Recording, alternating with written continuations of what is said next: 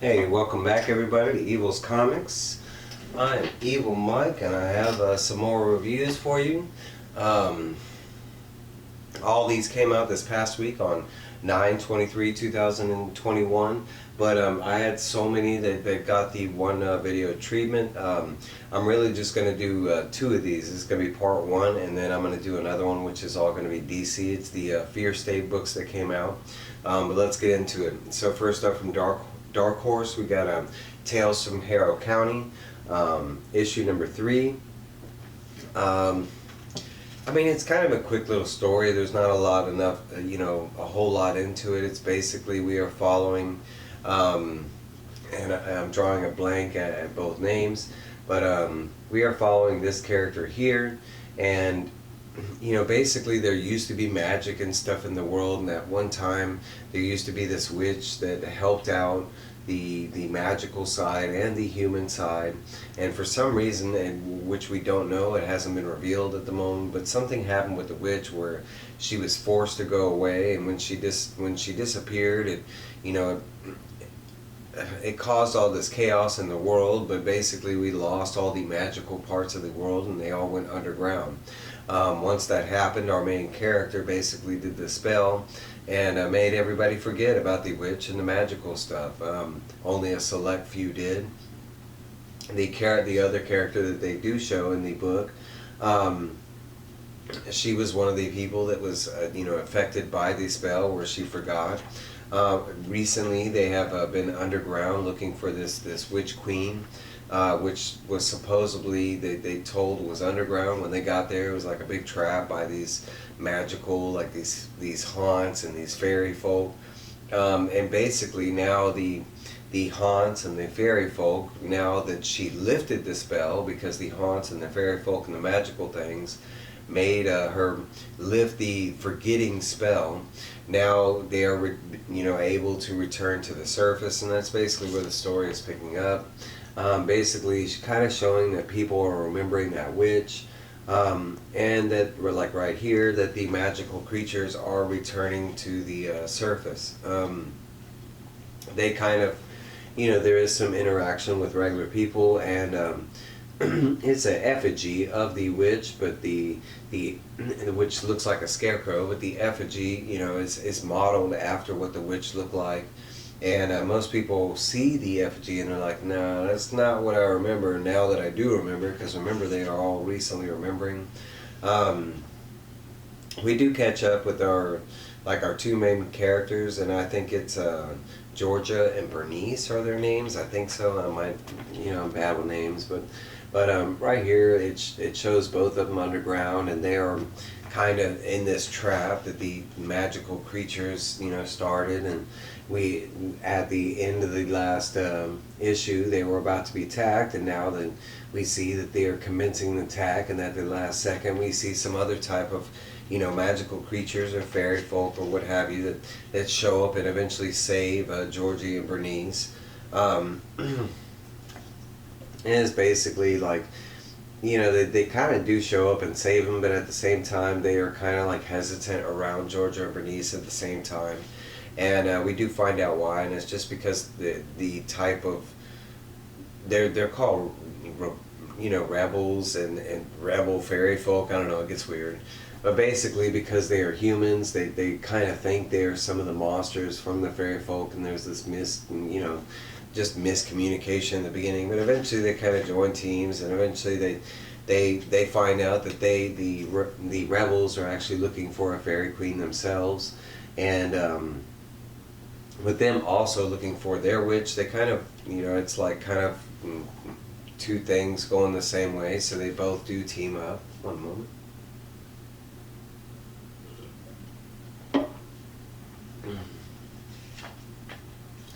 But on the other end, we do see the effigy of the witch, that she makes it back to where the witch originally lived, and of course no one's lived there for a long time.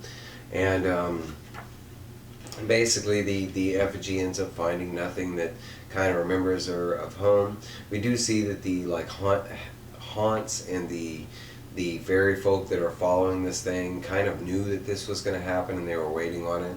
And we do see that you know, right here, as soon as the effigy leaves out, that it starts to kind of mold and decay, and that was part of the fairy folks kind of plan, the haunts and the fairy folk, that they wanted this effigy to go bad, and they're going to use it like it was shown in the beginning to make it look like, oh, they were going to use it like a leader, and they were just waiting to follow somebody out, and that's not how it's looking. It's looking like they were just poisoning it, and you know, to you know, kind of use it as a weapon.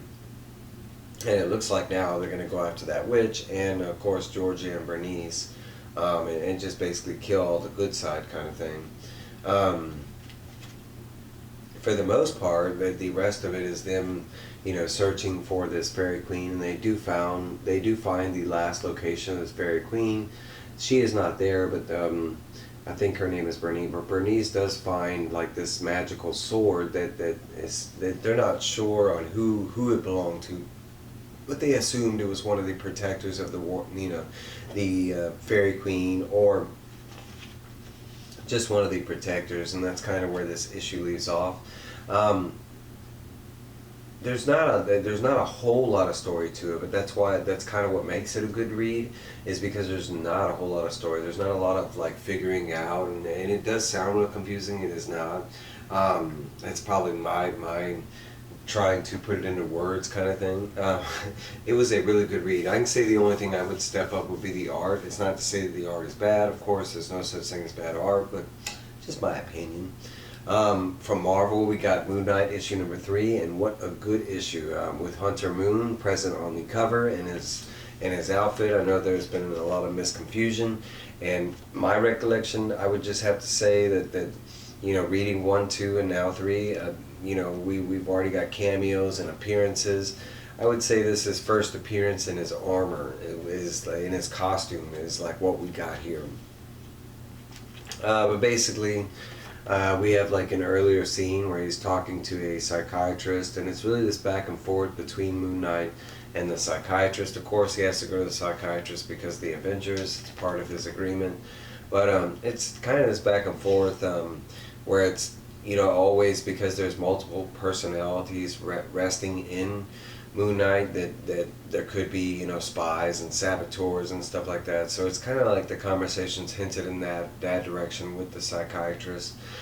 We do go back with this other situation with Reese, his assistant, and she is accusing him of trying to kill some of the vampires that she is friends with, and including herself, saying that one of her vampire friends kind of got shanked by a whole bunch of Moonknight blades, even producing one of the blades, and asking him, and he just states kind of some logic and facts, like, well, why would I keep you around and then just turn around and try and kill you? That kind of doesn't make sense.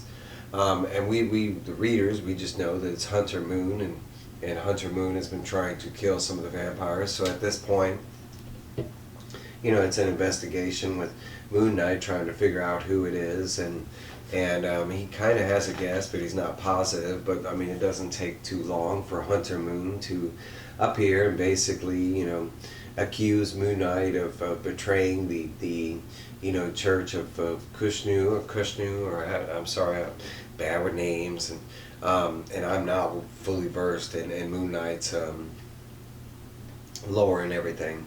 But basically, we do get this. It's a major, like, it's the best part of the story. But we get this back and forth with Hunter Moon and Moonknight, and it's basically like Hunter Moon showing up, stating that, you know, he is a fist of Kishnu, and then basically Moonknight stating that he can't be, and Hunter Moon saying, well, that's kind of dumb because, you know, most beings have 2 fists, you know, and I mean, it does kind of sound right and make sense, and basically that Hunter Moon stating that he received all the formal training and like spiritual training and like God training or something like that. Like, you know, it wasn't just like a one-sided thing, and him stating to, you know, basically Moonknight, like what training did you get? Did you get the visions? And Moonknight's like, I didn't get none of that. He was like, you know, I got the basic, you know, augmentation to my brain, and he was like, that was it. And after that, and he was like, I've just been,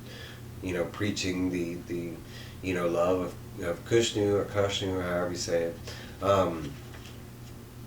But for the beginning, it does seem like Hunter Moon has a lot of the upper hand in the situation. But shortly after it gets started, we see quickly that Moon Knight is still the better of the knights.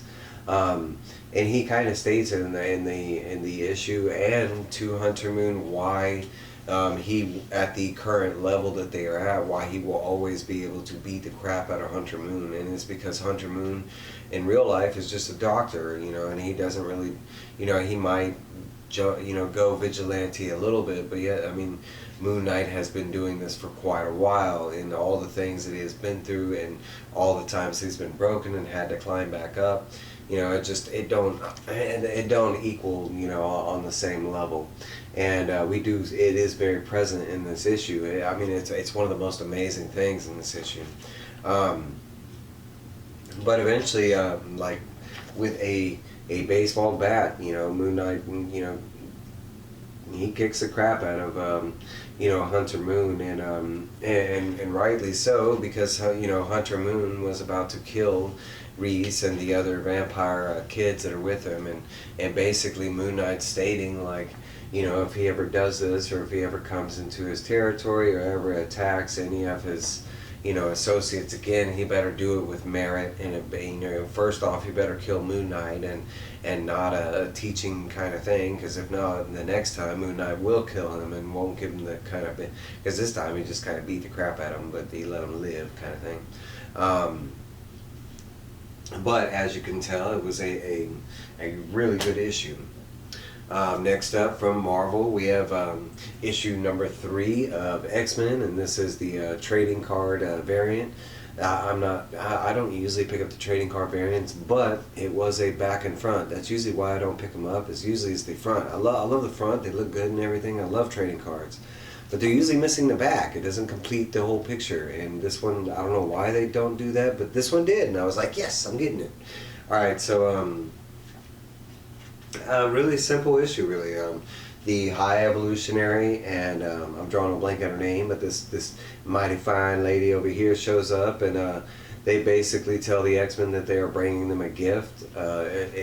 Inside this orb, there is a mass amount of viruses that are present in that orb, and once released, slowly but surely, it will kill out all the humans on the Earth.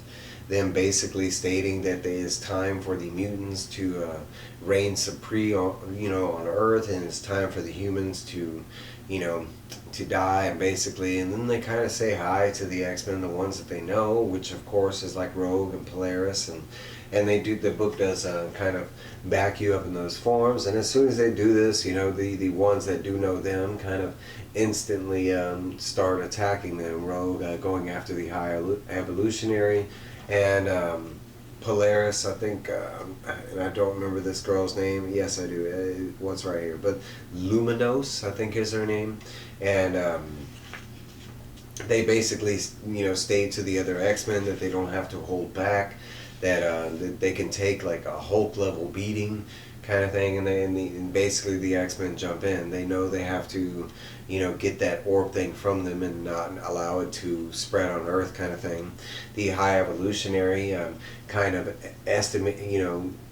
assuming that the X-Men will be here, already has he calls them the High Evolutionary Guard, and we meet this whole group of different combatants that he throws down from his ship at the X-Men, and the X-Men just go to town. They squad up and teamwork this, and it seems like that for a brief moment, and then the High Evolutionary Guard kind of start into it, and they quickly overpower the X-Men. I'm not going to say all of them, but like right off the bat, they do take out Quicksilver, not Quicksilver, I'm sorry, Sunfire. They do take out Cyclops, Rogue, Polaris. They end up incapacitating most of them when I say take out. But eventually Jean has to, throw up a barrier around the virus to make sure that the High Evolutionary Guard or anybody else grabbing it and releasing it. And that's pretty much the kind of final stand that they have. There are some of the X-Men that are left, including Sync, who We find out eventually he does throw a deal to the High Evolutionary, offering him a drop of his blood with his mutant power intact in the blood. High Evolutionary takes up the the plea and everything and agrees with it, and kind of gets in a ship and just takes off. Sync does apologize to everybody, stating that I hope they haven't made a bigger mistake to come bite them, in the future, kind of thing. And the X-Men are like, well, it's what's done is done, but it did save the day. Before the High Evolutionary does leave, they do ask him about this like fungus guy that is throwing, different,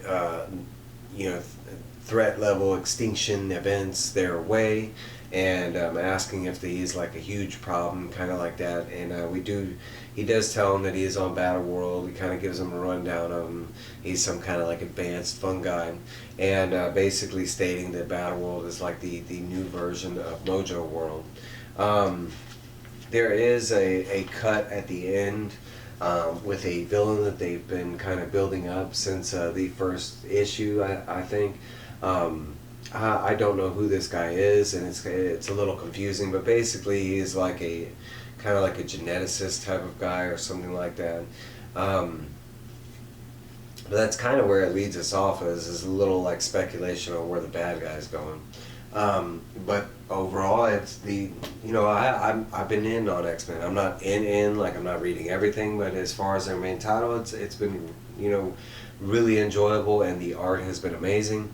Last but not least, from Dynamite, we got Vampirella, issue number 24. The story is kind of all over the place, but basically we have her boyfriend, an FBI agent who has been infected with this Dracula virus, in a given time is going to turn into Dracula and resurrect the spirit of Dracula.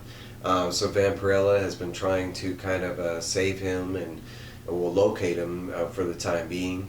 But at the same time, we find out that Shade, the first man, somebody that Vampirella has already been in contact with in the past and present, is after this same FBI agent. And basically that he is trying to kill him to make sure that the Dracula virus doesn't get out. But if he does kill him, it's kind of like an airborne thing and will affect a whole bunch of people. So Vampirella is trying to save him on both fronts. We do see that the FBI agent, I think his name is David, that he gets teleported here to this secret location to kind of protect him.